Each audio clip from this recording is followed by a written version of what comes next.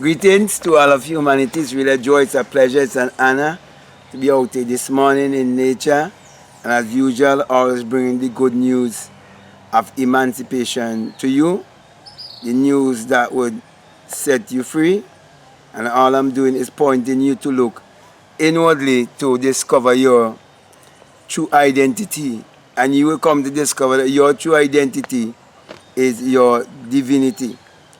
Now, this morning I want to speak to you on a very sensitive subject, of which is stated in the Bible, and it has to do with basically the origin and fall of man and what the mystery is really all about.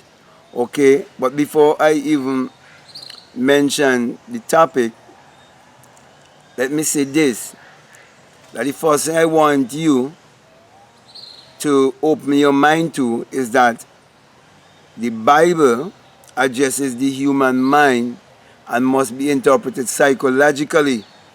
That the Bible is not literal, neither is it secular history. And that the entire Bible is written in symbology. And when you understand the interpretation of the symbols, they are all pointing you to look inwardly. So I want to speak about the Garden of Eden and the curse of the serpent.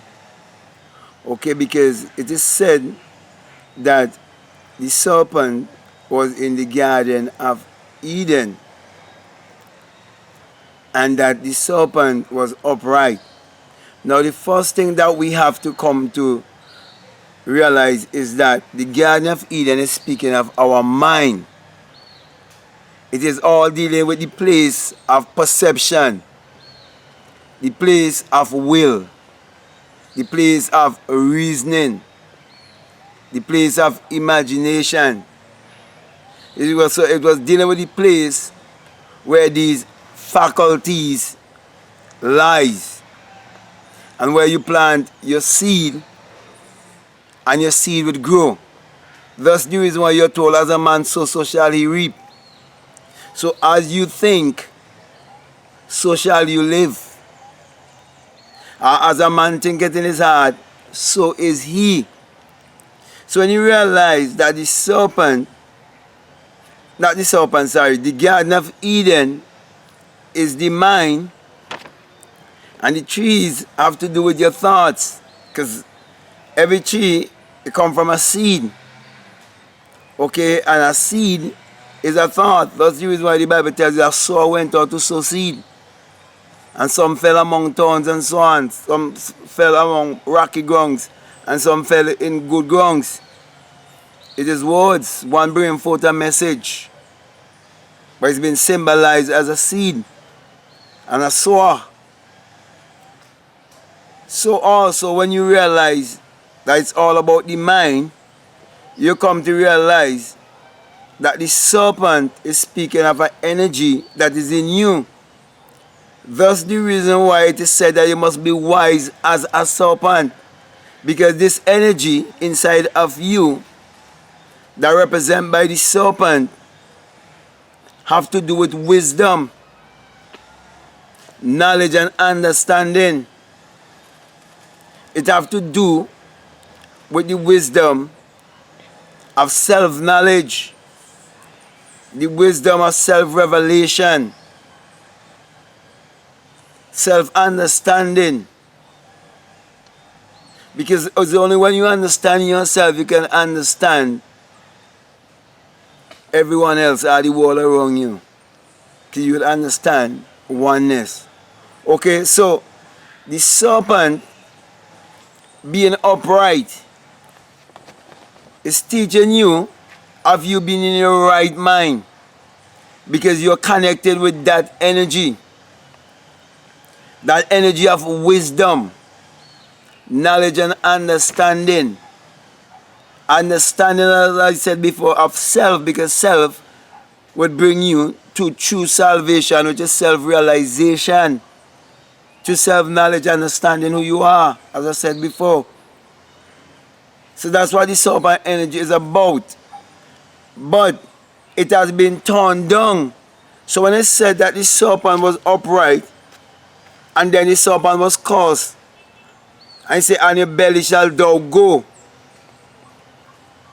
It is showing you that that which was upwards will now turn downwards. So you move from mentalism to gender.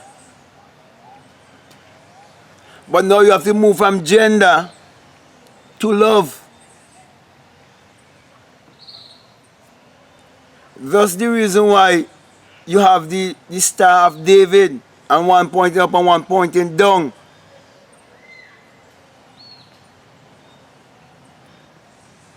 From mind, and from mentalism down to gender, and from faith right up to love. That's the reason why the Bible gives you these 7 virtues also. And he said to add to your faith, you must add patience. And then he said you must add brotherly love also. And you must add godliness. And then to the top of the pyramid, you must add love. Love is at the top. So my brother and my sisters, the serpent energy, or the energy that is referred to as the serpent, it is hung down, or is pointing downwards, as long as you continue to think on the left brain side, or the left brain hemisphere. Because you have the right brain hemisphere and the left brain hemisphere. And as long as you stay on that left brain, that limits you just to the 5 senses. And having you looking outside of yourself and not believing in yourself. And thinking that the Bible is literal and that the Bible is secular history. When you do that, you're trapped. You're trapped in the dissension. Because you have to descend. And when you descend into generation. But when you ascend, you must ascend into regeneration. It is the return back to Zion. It is the turning upwards of the eye. It's where you come to be the true seer. Coming to your Christ self. The highest version of yourself. So the core serpent is not speaking of something outside of you. It is not a literal serpent and a tree. Some people try to say the serpent once had backbone. Some people try to say that the serpent is the link between the animal and man. And he could attack. But if you believe that, you still putting a God outside of yourself. You still believe in a God outside of yourself.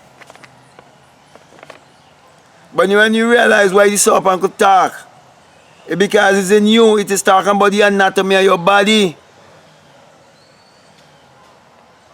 Because the energy have to run up your spine. And you can see it represented by the hospitals and the pharmacy, which are trying to show you health, strength, vitality. Anywhere there's health, strength, and vitality, there's also prosperity. And you're told as Moses lifted up the serpent up in the sky, not in the sky, sorry, as Moses lifted up the serpent up on the pole, or up on the rod, so shall the Son of Man be lifted up. In St. John chapter 3, where it teaches you of the new birth, the born again experience. So when you speak about the serpent curse, it's basically teaching you of your descension, where you descend into humanity. And you're trapped in time and space.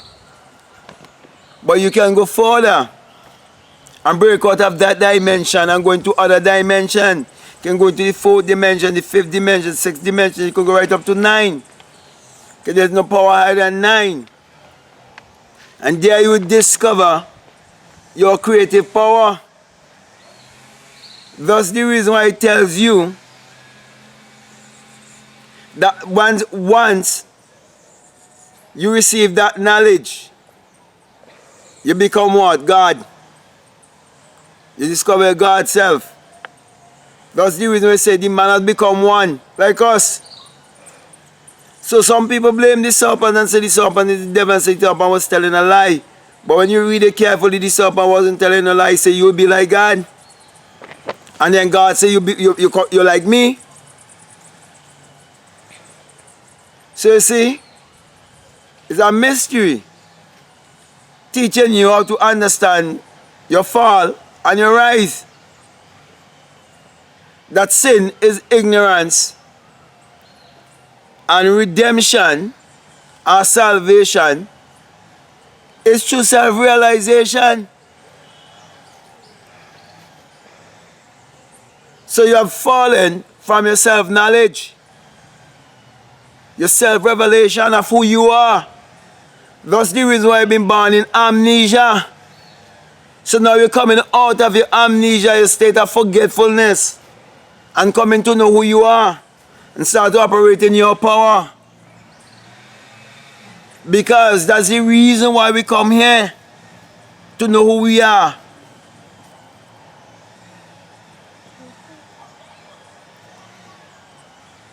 So my brother and my sisters,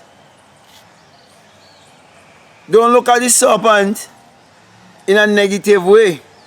Because most people have been taught to look at the serpent in a negative way and then realize that each and every one of us